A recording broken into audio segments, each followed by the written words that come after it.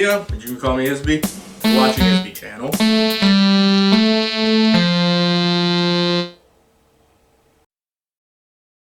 So, fun fact about IsBe.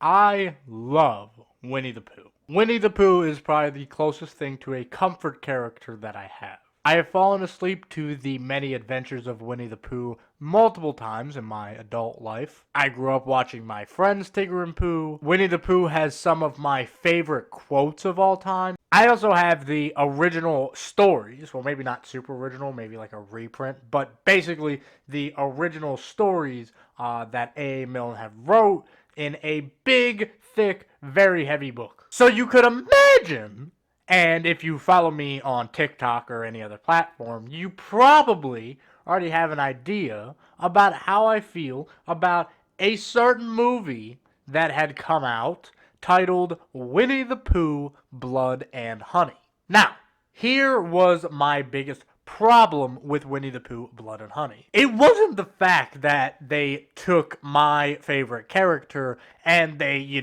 twisted him and made him evil or whatever. In fact, there's even this TikTok that I'm going to show right now that has a great version of a horror Winnie-the-Pooh. Here is a closer look at serial killer Christopher Robin and the backstory behind the piece. Christopher Robin was a child prodigy, but because of that, he had a hard time making friends, so he created his own. Now, why do I like this version of Winnie-the-Pooh comparative to Blood and Honey? Well, for a few reasons. For one, it actually looks good. But two, there seems to be some heart and thought into this version of Winnie-the-Pooh. The thing about Winnie-the-Pooh is that he's not real. Winnie-the-Pooh is a figment of Christopher Robin's imagination. Canonically, Winnie-the-Pooh and all the other animals are stuffed with fluff, except for Eeyore, who's stuffed with sawdust. But they're all toys, so all of Pooh's adventures take place in Christopher Robin's mind. This version takes that idea and flips it on its head. Yes, everything that I just said is still true. That Winnie-the-Pooh and his friends are still Christopher Robin's playthings. They're still his toys, and all of this is in Christopher Robin's mind. The difference is Christopher Robin is insane.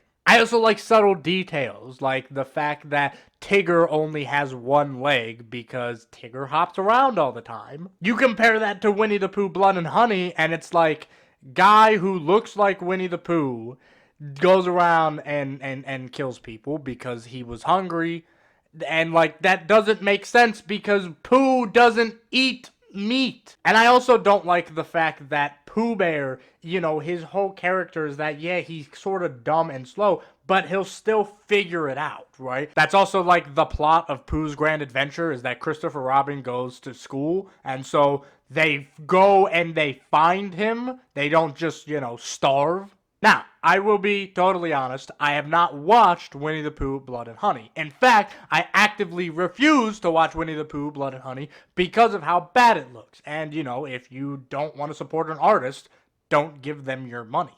And based on all the reviews for Winnie-the-Pooh, Blood and Honey, it seemed like I had made the right choice. This is one of the worst reviewed movies of all time. So imagine my surprise when there was a sequel announced. Oh, fuck again. Now, I had done some slight research, and they actually made a significant amount of profit, believe it or not. Because the original movie, Winnie-the-Pooh, Blood and Honey #1, was created on a budget of $5,000. And they ended up making $5 million, which is like a bajillion times the budget. However, I still refuse to watch it. That was until I saw this. And then Winnie-the-Pooh, Blood and Honey 2 came out, and it was accompanied by this. Despite the fact that the original had zero heart put into it, it was so interesting that they were going to base an entire franchise off of this. And the truth of the matter is, I don't hate some of these ideas. Characters like Pinocchio and Peter Pan are the villains of their story. A lot of people don't know that because the majority of people, specifically Americans probably, but the majority of people nowadays only know the Disney versions of these characters. They don't know the original stories that the Brothers Grimm and Hans Christian Andersen and Charles Perrault and all of these other famous writers had written these very violent books. And so when this image came out, I'm not gonna lie, I got excited. I hate that I got excited, but I did in fact get excited. I mean, realistically, how could you not get excited? It is a blood-hungry Winnie-the-Pooh riding a savage Bambi. There's an evil Pinocchio looking like the Terrifier in the background. I think that might be Rapunzel. This looks awesome. See, again, the thing is, I wasn't necessarily against a bloodlusted Winnie-the-Pooh or a horror version of Winnie-the-Pooh or anything of that nature. What I was against was a heartless, soulless creation that felt like, in my opinion, and I said this in other videos before over on, I believe, TikTok, I mentioned how, to me, Winnie-the-Pooh, Blood and Honey felt like they had a budget, a small one, and they wanted to make a crappy horror movie, and they were like, well, dang, this horror movie sucks. How do we get people to watch it?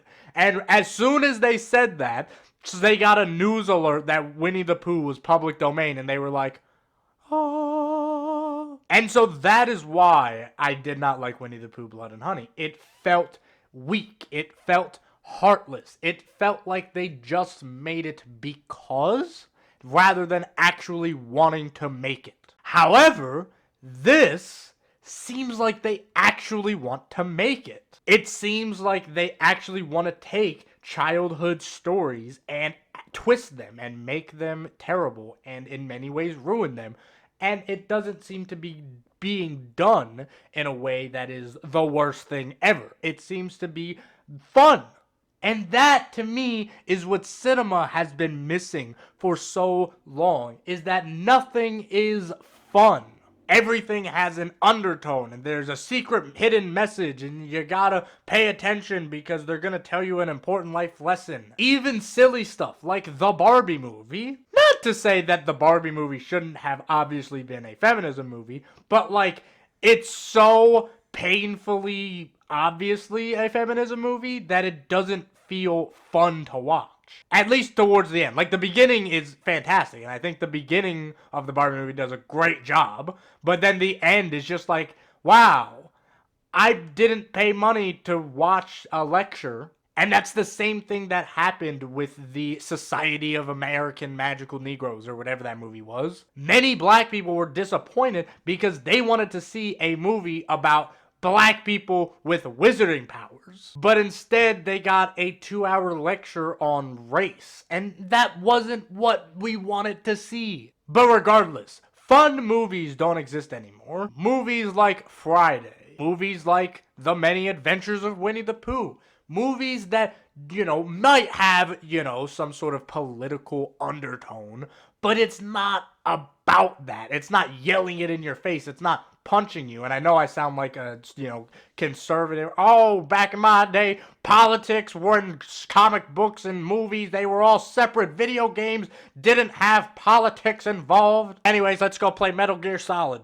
I don't want to come across as that because I understand it, but you still have to enjoy the movie. Your audience still has to have fun while watching the movie. And I feel like a lot of modern day movies are too focused on the political messaging and not focused enough on giving us a good story. I would love to know your guys' thoughts about that. So tell me in the comments if you think that movies, again, not necessarily that they're too political, but that they don't have enough fun in them to justify the politicalness. Now, with all of that being said, this is my message to Ryhs Franke-Waterfield, the creator of the Twisted Childhood universe. Also, by the way, Ryhs, I know you're British. I get you're British. Why the hell is your name spelled like that? That is not how you spell Ryhs. I don't care that you're British. Fix your name. Anyways, I am going to give Winnie-the-Pooh, Blood and Honey a chance. I'm going to watch this one and the sequel. And I know that when it first was released, it had 100%. I know that it's dropped to like 50, but the audience score is still at like an 80. And so I'm going to hope that your first movie was a flop. It was a fluke and you messed up. And I'm going to watch the sequel after I watch the first one. And I'm going to pray that your movie is actually really good. And that there is potential for whatever the hell this is. And I swear to God, if I waste my time, I'm going to come for you. However, if I somewhat, even a little bit, enjoy these first two movies, I will 100% support the rest of these projects. But I swear to God, if you mess up, I'm going to become your biggest hater. I mean, I've already been your biggest hater for the past, 3 years now, but we're gonna pretend that those don't exist. Anyways, with all of that being said, make sure you guys subscribe and like so you can find out if I like Winnie-the-Pooh, Blood and Honey, because next week, well, not next week, the week after next week, maybe next week by the time you guys see this, I don't know. At some point within the next few videos, I'm going to make my review of the first two Winnie-the-Pooh, Blood and Honey movies. And apparently, they're already getting a third movie, and I'm a little disappointed because why? But at the same time, maybe it'll be good. Maybe it'll go in the right direction. Also, click the links in the descriptions to follow me on other platforms, including the other 3 YouTube channels that I have. And remember, you are braver than you believe, stronger than you seem, and smarter. Well, maybe you're not smarter, but you're definitely brave.